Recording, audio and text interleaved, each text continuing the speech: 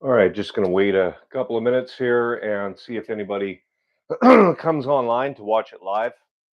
If not, we'll get started here in a few minutes. Um, one of the reasons I'm doing this live today is I want to see if people want to be able to interact a little bit while I'm building this project. If I see that there are people that do want to watch it as it's happening, I might do more of this in the future. The other reason is editing takes a long time on a video, and live, obviously, I'm not going to have to do any editing whatsoever. So it's just much more convenient for the project to move along faster because sometimes editing a video, it may span over a bunch of days and there's a lot of hours and you got to get it all narrowed down to a minimal amount of time. All right. So this is just a much easier way of me doing it. So this is the 1987 Honda CR500 that I'm going to be tearing down and restoring for my 2024 project. Um, Basically, what I'm going to try and do with this bike is go back to my roots and spend as little money as possible, trying to save every single piece that I can. The last two bikes that I built, the two 1989 CR250s went way over budget.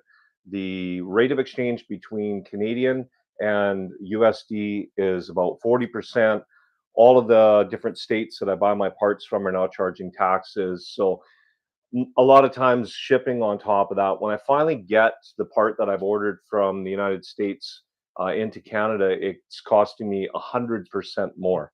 And this just doesn't really work with the budgets that I'm trying to stick with and keep the price of the bike low for people to be able to still buy these. Because if this bike cost me 20 grand to restore, no one's going to want to buy it. They're going to want to just go out and buy a brand new bike for 12,000, and they got a good argument there. You got some warranty, you've got a lot more newer technology. Yeah, these bikes are old and they're classic and they're great, but only guys my age that rode them back then are the ones that really want them, and we really don't want to be paying 20 grand for a bike. Okay.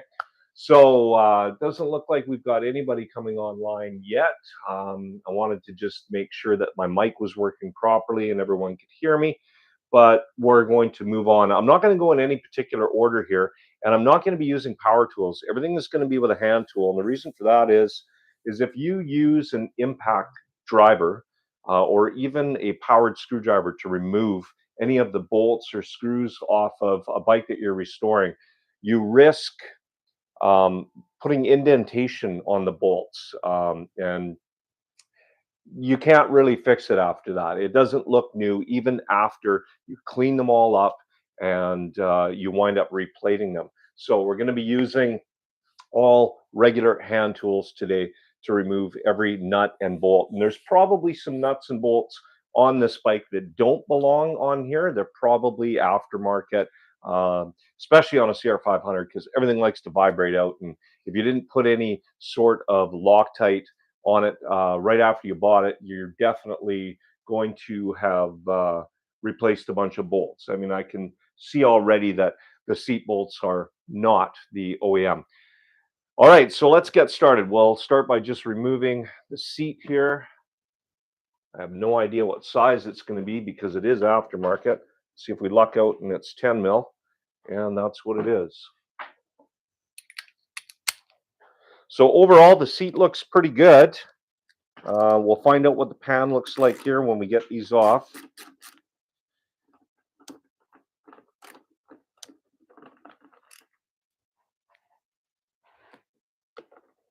Oh, we got a 12 mil on the other side.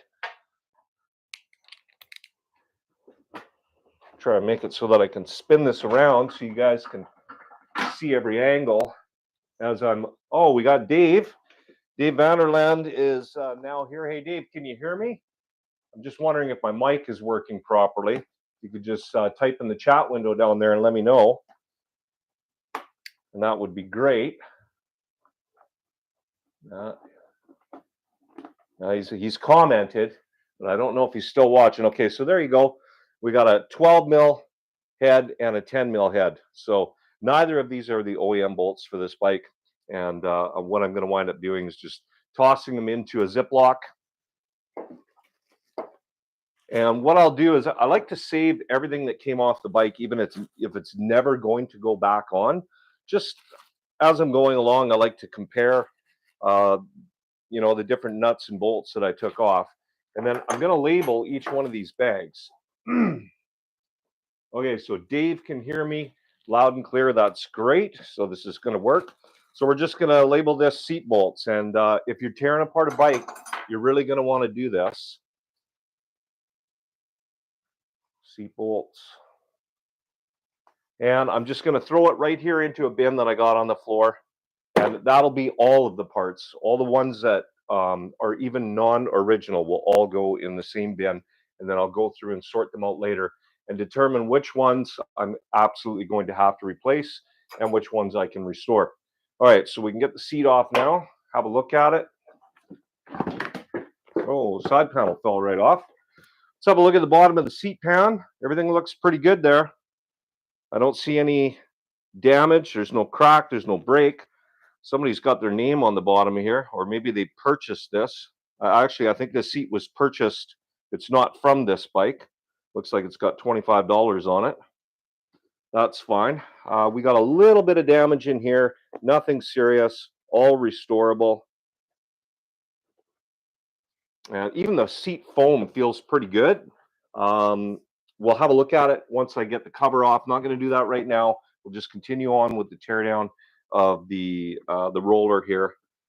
But maybe we'll get lucky and even the seat foam can be saved, because the OEM seat foam just has a different density than the stuff that you can get. I'm very happy with the stuff that I do purchase, but sometimes when you're putting the cover on, you don't get that same look that the OEM look had if you're not using the original seat foam. Even the pieces here that attach to the frame, the brackets, are not worn out. So that's good too. It meant that when this bike was being used, they kept the seat tight to the frame. A lot of people allow those bolts to back out and then it vibrates and wears those right out. So we're going to just leave those on there for now and continue on. Okay, so might as well grab the side panel because that was the next one. All right, we have Jonathan Gorings is here with us as well to watch. That's great. So this one here has definitely burnt through. I can just take my knife here, show you guys right there. So there we go. Knife right through. Burnt through on the exhaust. So this is not a restorable to original OEM item. I'm not going to throw it out. These are hard to get. I may be able to just give it away and gift it to somebody that is desperate and wants an original OEM. Some guys will actually say they don't want aftermarket at all. They want to stick with OEM, even if it does have some slight damage to it. So we'll hang on to that for someone else. I won't be using it for this build. All right, let's turn the bike around and see if this one's just going to pop right off. This one is bolted on. What do we got there? Looks like we got a 10 mil aftermarket bolt. Yes, it is.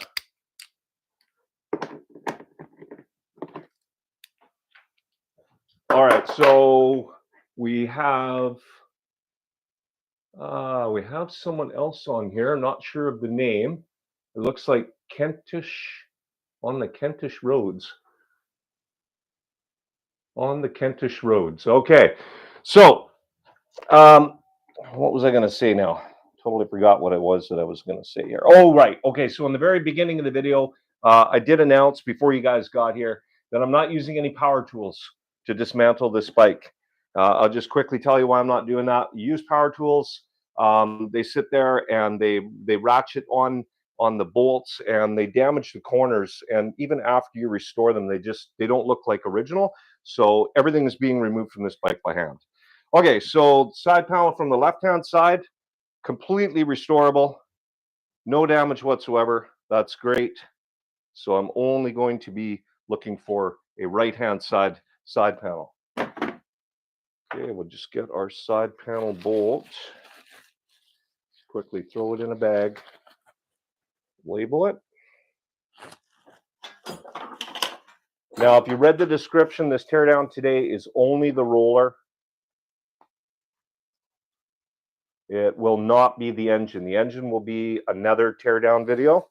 I just don't have time to be able to tear down the complete motor. That one we're probably going to have to talk about, because when I bought the bike, I was informed that it was rebuilt, but the guy took it out and something just wasn't right. So when we take that motor apart, I want to be very careful to go through everything and make sure that we're not missing something like a thrust washer. And that's usually what happens in the bottom ends of motors, because Honda does not use clips to hold all of their gear assembly together. They use it in a couple of places, but it's not like a Yamaha where literally your entire spline and gears are all held together with clips. So when you remove it, you don't have to worry about any of the washers. Honda, they have a lot of it just kind of loosely attached to the drive, and they tend to fall out and you don't notice it. Okay, so let's continue on here. We'll take the rear fender off now. Oh boy, what did I do here? I am missing one of my tools. Just give me 1 second.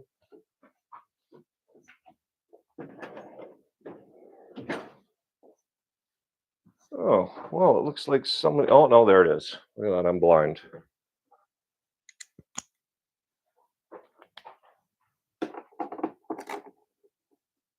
Okay, so this one here as well, looks like we got a OEM bolts on the sides, but we've got aftermarket stuff on the top.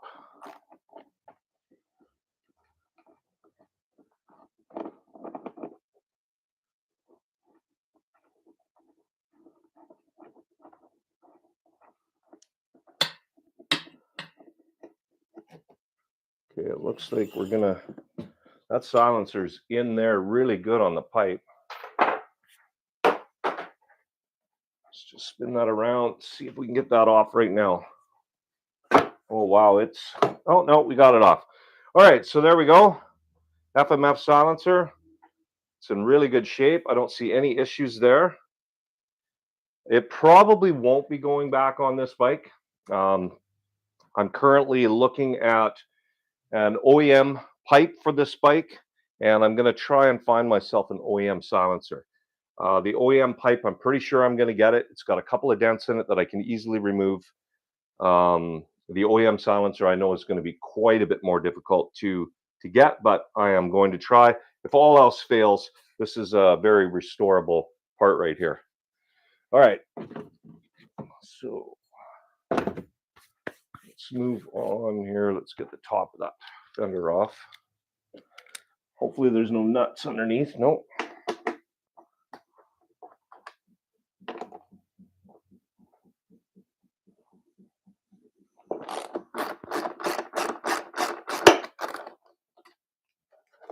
I almost felt like it broke there.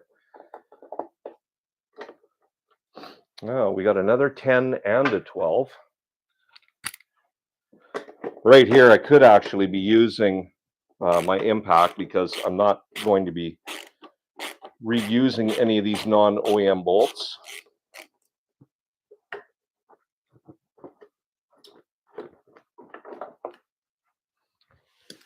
Okay. Let's have a look at the rear fender. We got a little bit of wear from it being loose. You can see on the end. Oh, yeah, you can definitely see that one. It's not bad at all. This is definitely a restorable piece, and I will be using on this build.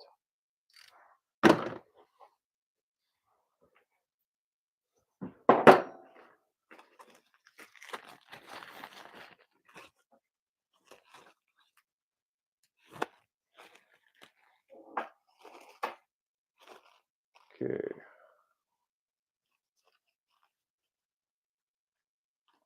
Fender.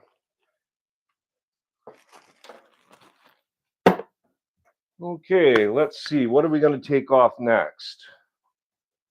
I think we'll go with the rad shrouds. Now, I don't know if you can see it in the video. You can see it a little bit right there. When I bought this bike, and one of the gentlemen here in the chat is actually the guy that I bought the bike off of, Dave Vanderland. So he's got some interest in watching how this all turns out. These these shrouds were in perfect shape. They were not bent out like this.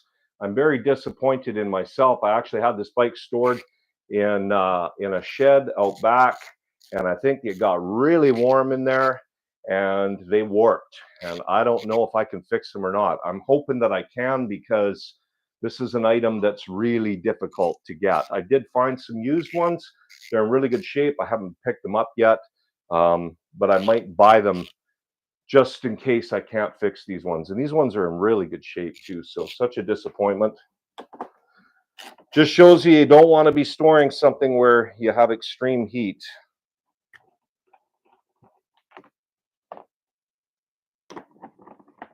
Hopefully it doesn't cause any issues with the fuel tank. Also, from sitting in that heat, on my last builds, I've had 2 fuel tanks spiderweb crack on the outside, probably because of the way that they were stored before I got them, and then again when I stored them. So see if you can see that. You can see that little bit of warp. This is supposed to be straight, but I'm hoping they haven't expanded in size or anything like that, and I'll be able to fix them up. I do have a bit of play here. I'm not sure if that hole is stock like that. I don't think so, but maybe it is. Maybe it gives you some adjustment. I've never built an 87 before. All right, completely restorable.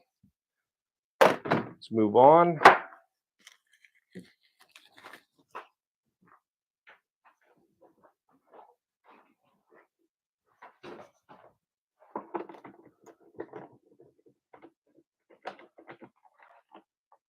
Don't have a lot of room in my shop right now. I had to put my son's bike in here, and I've still got my 289s, CR250s in here. One's ready to go. They're actually both registered now, and one can be sold. All right, just have a look at that. Same thing with this one. Completely restorable. No issues. Hasn't melted anywhere. A little bit of wear from it being loose in there, but looks good.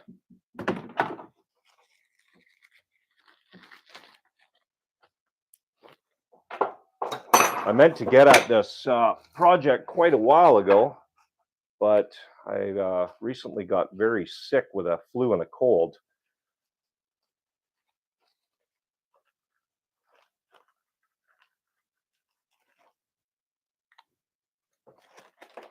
Okay, next item. Let's go with the tank.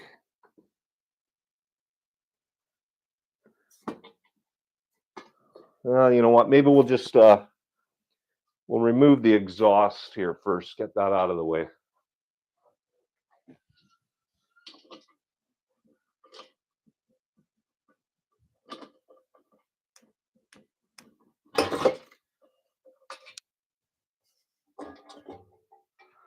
All right. Well, let's have a look at this pipe. This is an FMF. I don't think it had a particular model. Doesn't seem to indicate it anywhere. Just an FMF pipe.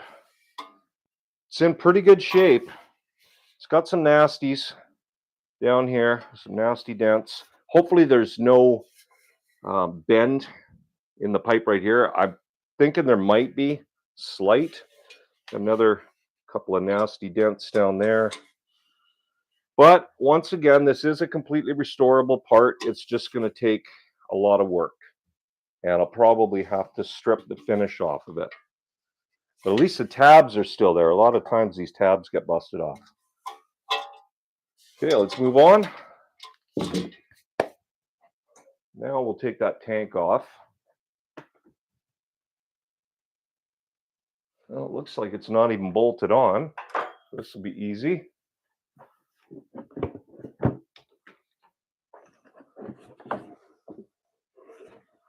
All right, this definitely don't want to have what happened with my last 2 builds happen to this tank. These are very difficult to get. It doesn't have a lot of deep scratches in it. It's got one right there that, in my opinion, is not even removable. I'm just going to have to live with it. And then, you know, maybe a couple over on this side. Same thing. I'm not going to try and take a bunch of plastic off to get rid of those. I'm just going to leave them right in there. Other than that, everything else looks Looks pretty good. Another completely restorable part. Okay, let's see. What shall we move on to next? How about we go with front fender and number plate, if I can actually turn this bike around in here.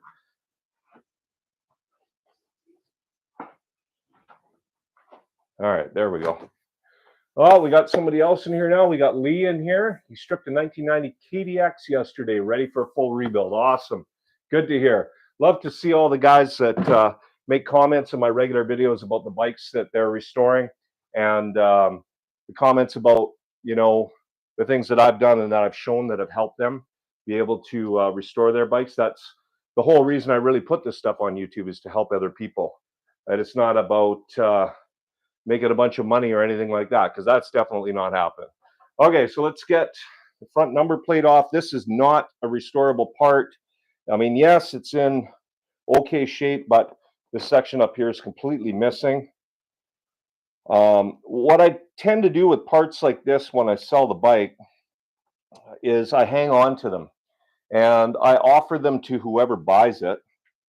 Wow, that's one long bolt in there. That's definitely not the original one. And if they choose to try and restore this to as best condition they can because they want an OEM part, at least I still have it for them. All right, so it is restorable, but you can see it doesn't have the full tab that comes around. Now that bolt there, I'm not even going to bother saving that one because it's not even the right one for that location. Let's move on to the front fender. Now I think what I might do here, let's see, no, I can take it off. Won't take too long.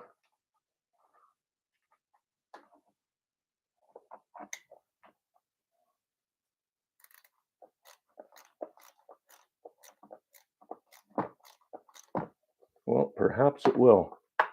You know what? I was talking about trying to restore every single part. The 4 bolts that are on the bottom of here, I actually have some, so I'm not going to bother using regular hand tool. I'm just going to grab my impact here if I can find it. Oh, maybe I am going to take it. Oh, there it is. And we'll just speed things up here and buzz that off.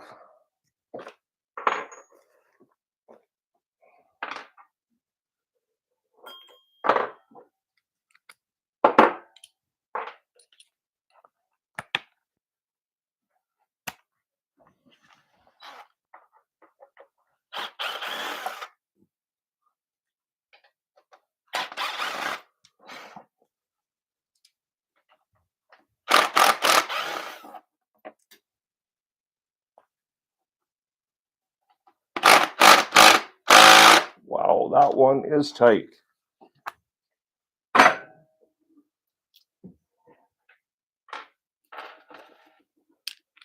what do we got here? We got John Malisano. Hopefully I'm pronouncing that correctly. Just got 1983 YZ 125 crankback yesterday, which I've installed back into my full engine rebuild. Love your videos. Thank you very much, John, for that comment. Coming out to watch today.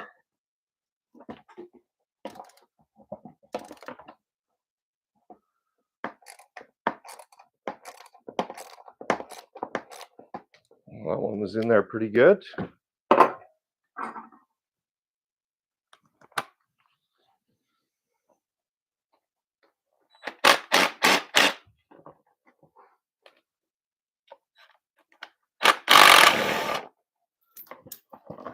Good.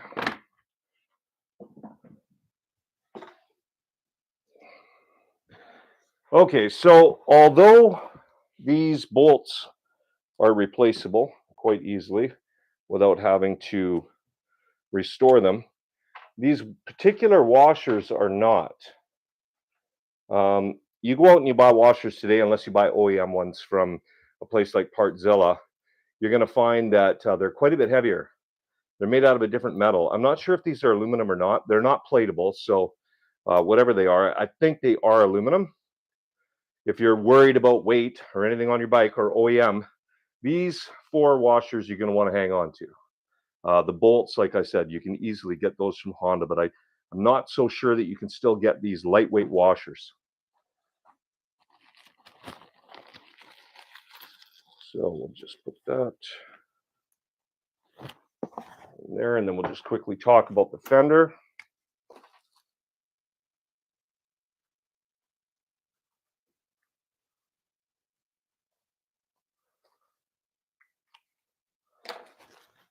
Okay, so having a look at the fender, it's got a bit of oxidization to the plastic, which can be easily repaired. It just simply takes a little bit more of an aggressive sandpaper, or you can even use a blade like that from a knife. And that's what I tend to go to. You just got to be careful you don't take too much off in one spot. I do have a video you can check out on my channel where I actually restore a fender identical to this. So another restorable part, that's awesome. Okay, so let's, what are we going to do here next? Let's take off the handlebars, I think. Starting to get my tools unorganized here. Never going to be able to find anything. It'll be sitting right in front of me. Okay.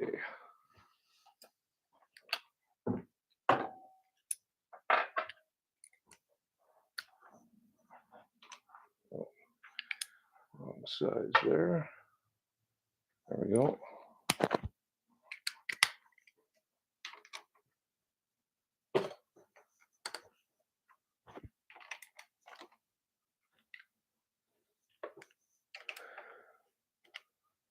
Now these handlebars are not the original ones, so I will not be reusing these, but I will either gift them to someone or perhaps sell them and recover some of the funds that are going to have to go back into this bike.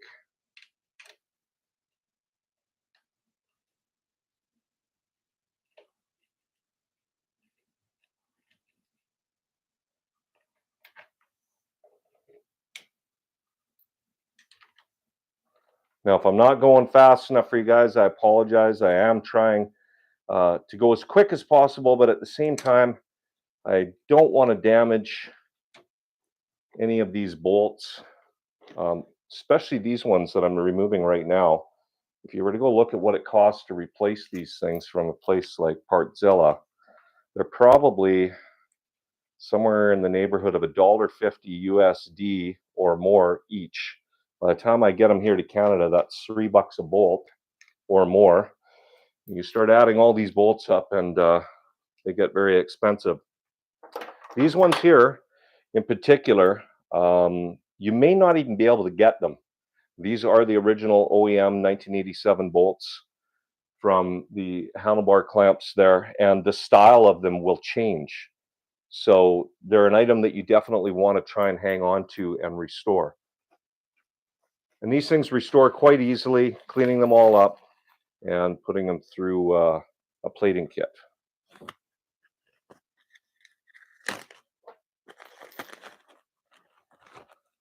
Okay, we have Jim Brewer on now. Hey, Troy, great interest here. 87 CR500 sitting 20 feet from him. He's had since 89. He's going to try and copy what I do. Well, thank you very much for coming out watching.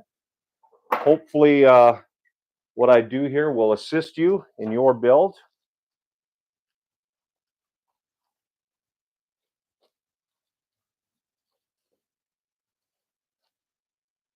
I know there's another gentleman over in the UK right now.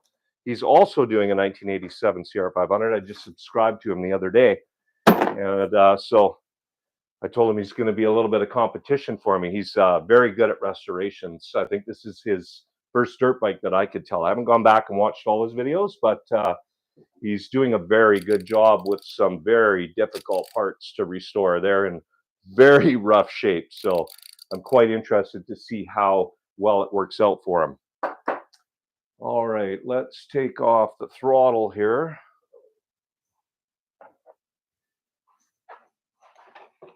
Oh, not that one. Well, yeah, let's just get the throttle cable out of here.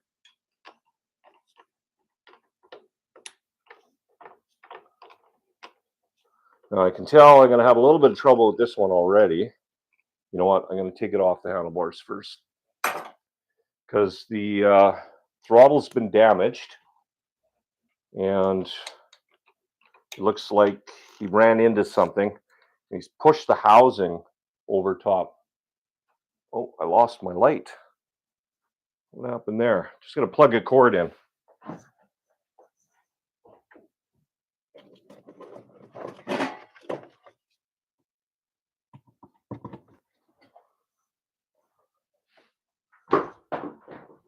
There we go. Sorry about that. Thought I had my cord plugged in for my other light there, but I did not.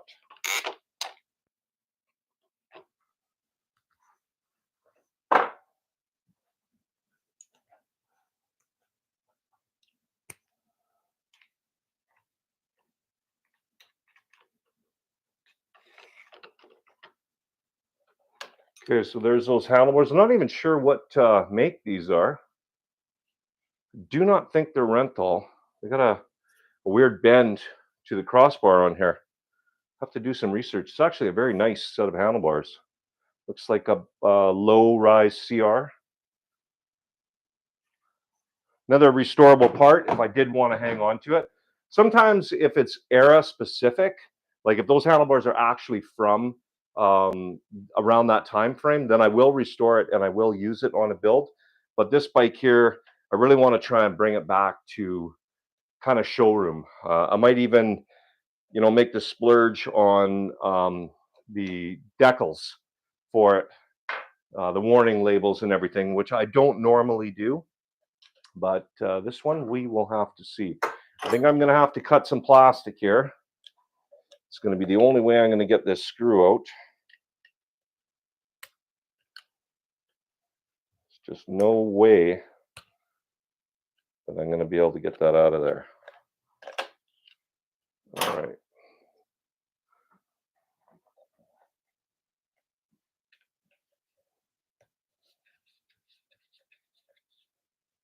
Couple of more screws right here. You want to make sure that you hang on to and do not lose. You want to restore these if possible. Another item you just can't find.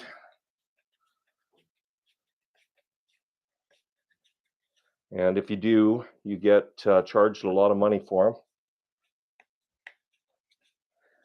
them. You start adding up all these little tiny things, you know, in the beginning, you're like, oh, well, it's not that big of a deal. They're only $1 each, you know.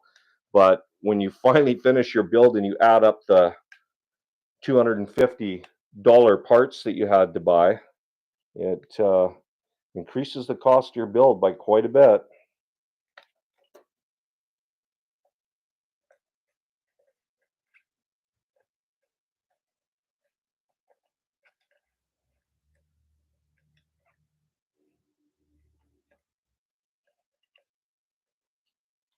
Come on. It's taking a little bit longer than I would hope to get out of here.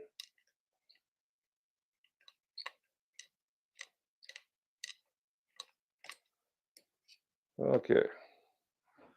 So another completely restorable part.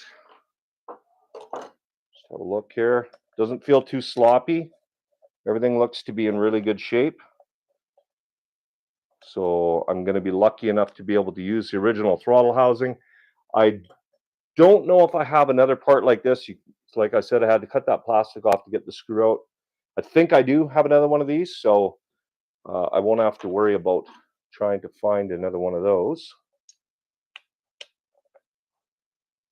Okay, we have someone else here now. We have Bogues. He restored an 87 BW200 last winter. He paid $3K for the bike, $4K in parts.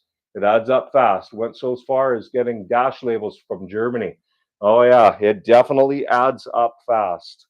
The 89 CR500 I did, I can't remember what my budget was. I think it was $7,000 with the cost of the bike.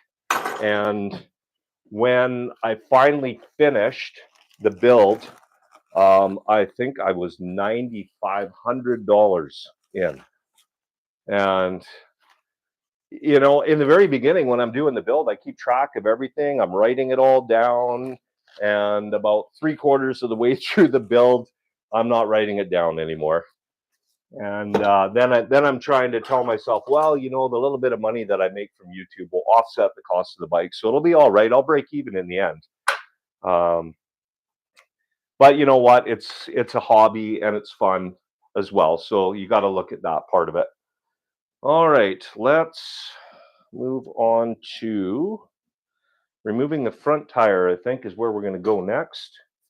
And we have an aftermarket nut down here for sure. And it looks like the other two might be original, but I don't know. Yeah, you know what? I think they are.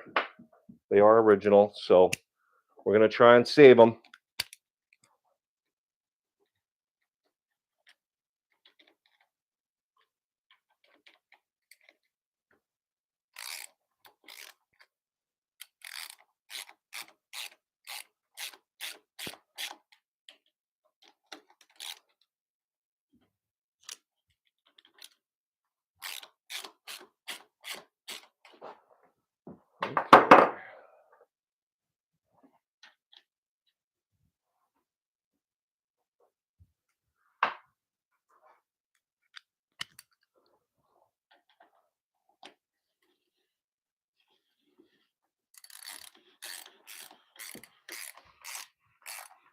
So this is not the original front rim from this bike. You can see it's the wrong color. This rim's actually been repaired. It's been welded up. It is not a restorable item. It is damaged beyond restoration, in my opinion. Yeah, I could probably spend lots of money getting it fixed, but I'm just going to try and find OEM rims. They're very difficult to find. And if not, then I may have to go with some aftermarket rims. We'll keep the hubs. I'll pull the spokes. I'll replate all the spokes, but the hubs, or pardon me, the rims probably are going to be an aftermarket part, unless I can find somebody to anodize aluminum rims cheap, which is not likely. Let's just grab a piece of paper towel quickly here. Thought I was going to have everything ready for this, but had planned to do this video for months. Stuff got moved around. All right, so axle's in awesome shape. Normally this is all chewed up all the way around. This one's in good shape. Let's have a look at the spacers. Spacers are nice and tight. Doesn't feel like they've got a big wear lip or anything on them. This one doesn't have any at all. This is the metal one, the steel one. And then the one on the other side, I believe, is aluminum. Let's have a look at that one.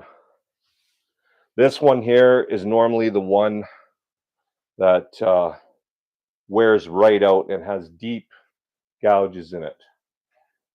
But it's in pretty good shape. I'll more than likely invest in a new one, but I will hang on to this. I got a bin where I keep all of my spare parts like this, just in case somebody comes along and they need one. Because getting parts from back east can take quite a while to get here.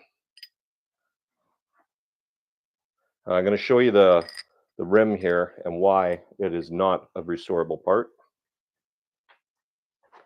Okay, where is that?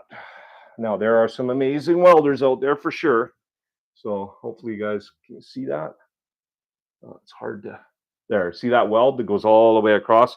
This rim was cracked right in half, unless that was the original seam. But it's cracked on the sides. It's not straight anymore. It's warped. It's beyond. Looking at the rotor's pretty worn. I believe that when I mic this out, I think I'm going to be under. Minimum thickness on this is 2.5 mil. I don't have my my calipers here right now, but just running my finger along it, it's I think we're down to about 2 mil there. So we're gonna have to replace that. I do have spares. It's nice to see this plastic cover still in here. Lots of times those are gone. A lot of times I don't put them back on. They get chewed up pretty good, but I always sell them with the bike anyway. Okay, let's continue on. And remove the front brake assembly. Okay, where are we at?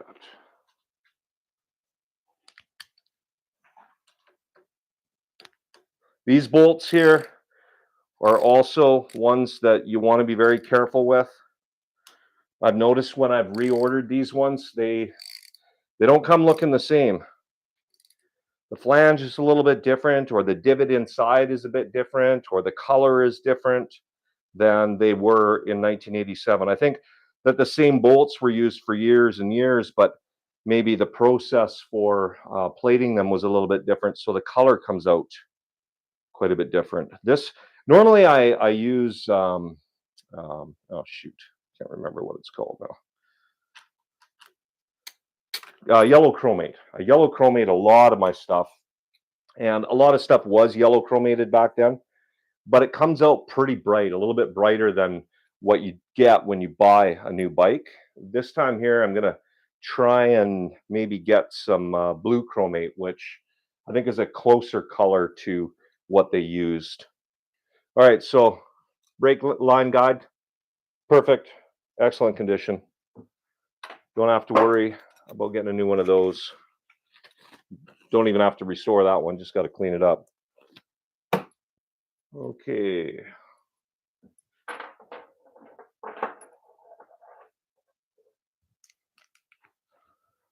Move down to the holder.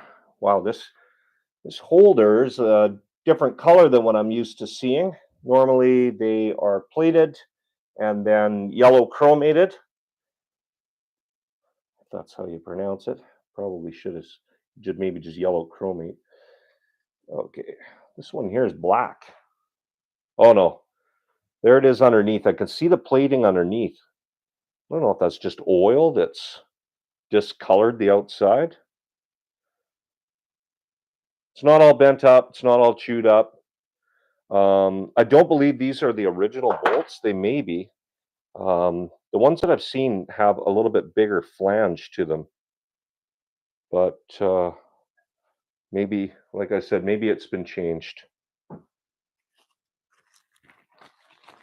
Well, everything's looking good so far. When we get towards the back of the bike, things are going to change a little bit, though. I can tell you that already.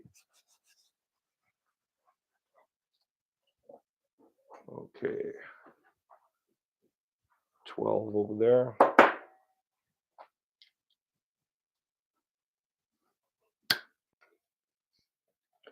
These two bolts here as well. You want to make sure that you don't lose these. These are very expensive replacements, OEM. They're shaped a little bit different. They're different lengths.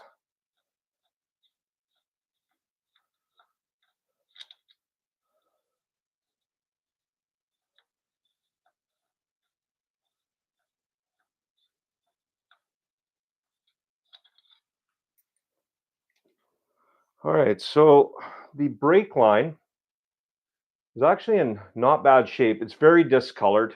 I have never figured out a way to be able to get the color back. I think it gets stained to the point where it doesn't really matter what you try cleaning it with. It's never going to come back to the way that it was. But I am very fortunate that I ordered a brake line for one of my CR250s. And when it got here, it was not what I expected. It turns out that it is from an older bike, and it is identical to this one, and it is in very good shape. It came out of Florida, I believe. All right, so everything else about it, the brake assembly and everything is in excellent condition. There's no gouges, very restorable part.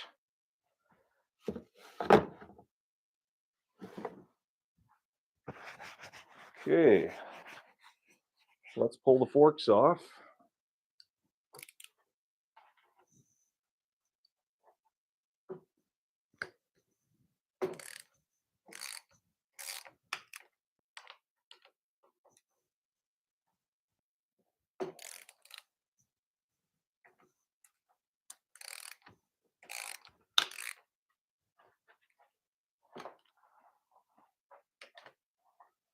Now the fork boots are not going to be reused. They're torn, I believe, in a couple of spots, so can't reuse those.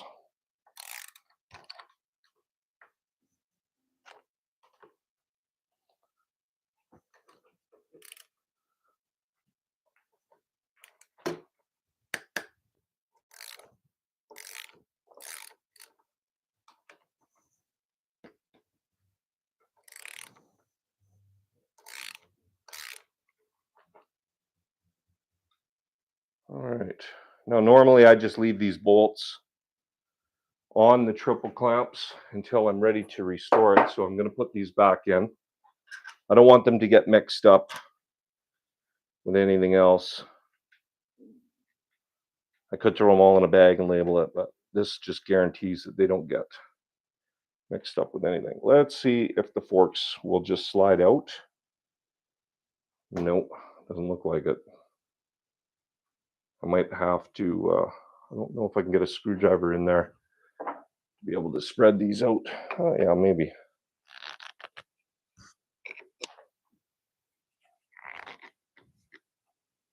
That does not want to move.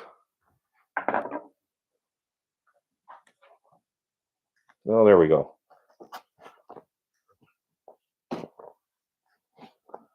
think they're just a little bit gummed up, a little bit dirty.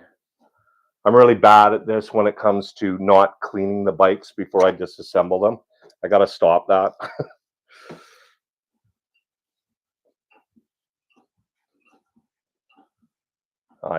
Very gummed up in there. All right, let's just have a look at the bottom of the forks. They're in really good shape. Well, this one is anyway. No serious things. Wow, it's even still got the caps on the bottom. I hope the other one has the cap on the bottom. Another item you just cannot get. It's not a part that you can go buy. You might find it in one of your local Honda shops somewhere that's been there forever. But actually, this fork boot here, oh, look at that. It's got a tear right there. Other than that, OEM fork boot. And it doesn't look like there's any other issues. They're actually still nice and pliable. That's too bad. All right, restorable part. Let's try this one. See if this one's going to come out. Oh, yeah.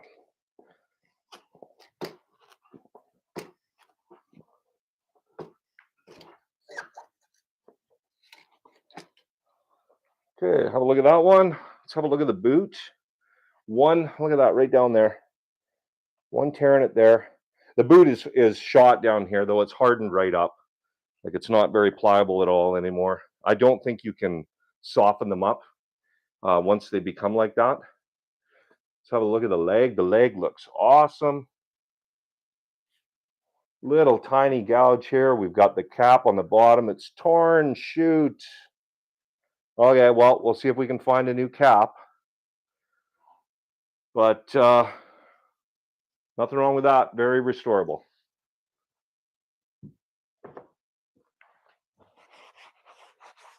Okay. Shall we take the triple clamp off?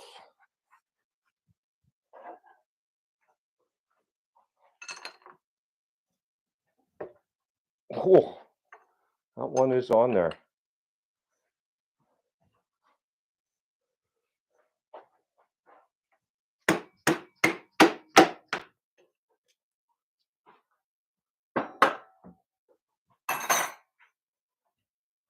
Well, is it going to just drop right out? Sometimes you get lucky and they just pop right out. Other times, not so much.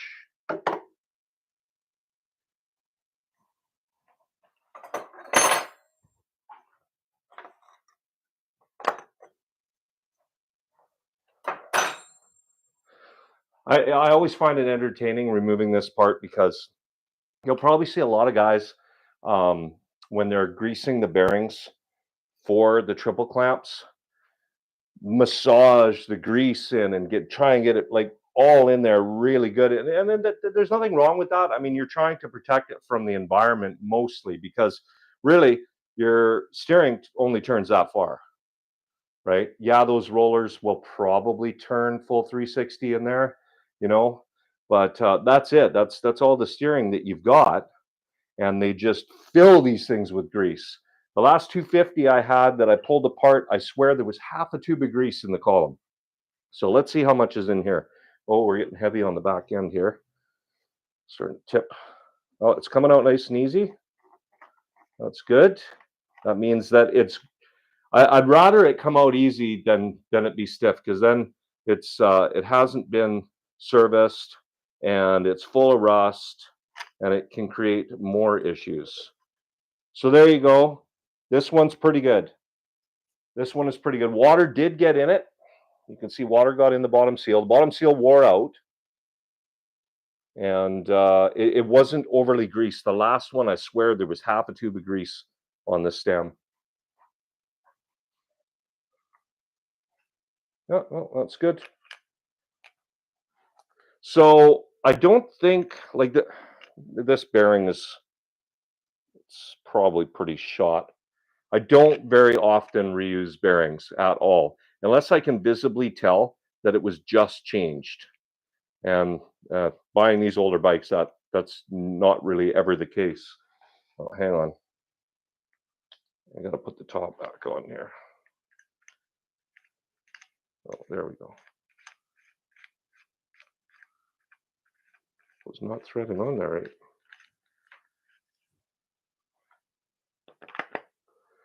So this part is in restorable condition. There's no big, huge dings or anything that I can't take out. This part is actually really easy to restore.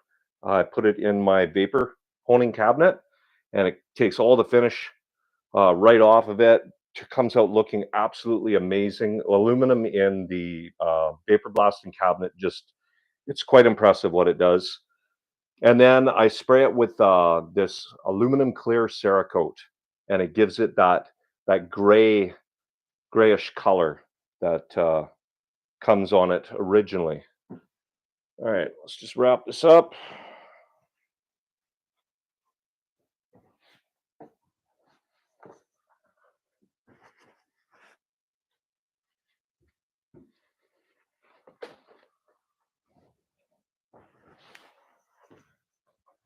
Okay. Well, let's go ahead and remove the radiators. I'll probably leave them somewhat attached too. I'm really happy so far.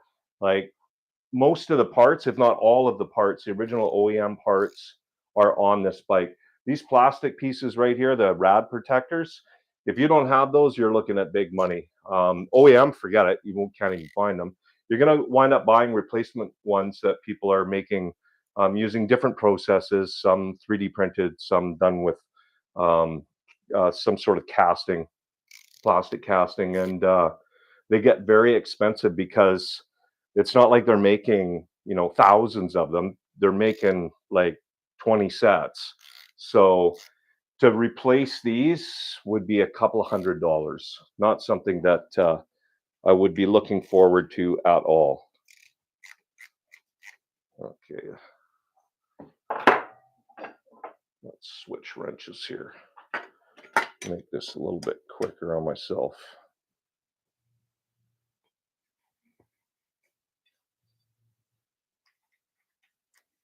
Once again, these washers on here are those real lightweight ones, not the ones that you'll get if you reorder. They'll wind up being much heavier, thicker metal. So try not to lose these. Spin this around here a little bit. So far, I'm liking the looks of the radiators. This one definitely has a bend to it. The other one has a slight bend, but it's pretty straight. I believe they're both restorable. I did not want to have to replace them. I mean, I'm going to have a look inside and make sure that there's no issues inside of them.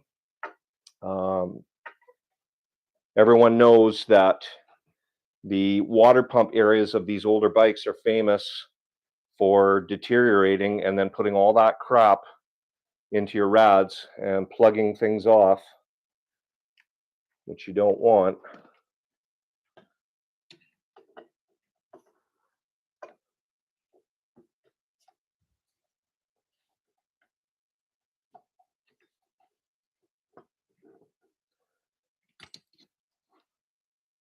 Okay, so we have a different size bolt there, a 10 mil head. Now, if you've just joined watching the channel and you're wondering why I'm not using power tools, I'm trying to not damage the heads of any of the bolts that are OEM that I'm going to need to restore. So power tools will cause the edges to round. Okay, now let's see. I want to save this hose. You know what? No, it's not even the OEM one, so I'm just going to cut it. I'm not even going to try and take it apart. There we go. Okay, let's have a look. So the plastic rad protectors are, gosh, they're perfect. There's no cracks in them. I'm not going to take them out yet. I want to take my time when I'm doing that because the rads are bent. I don't want to crack them or break them. Oh, do I see a break there? No, not broken. This one's on backwards. Let's have a look at the hoses. So the hoses are in pretty rough shape. Now, I do believe I have some OEM hoses from an 85 that I did, and I think they're the same size. So I'll be able to replace some of them, and they're in perfect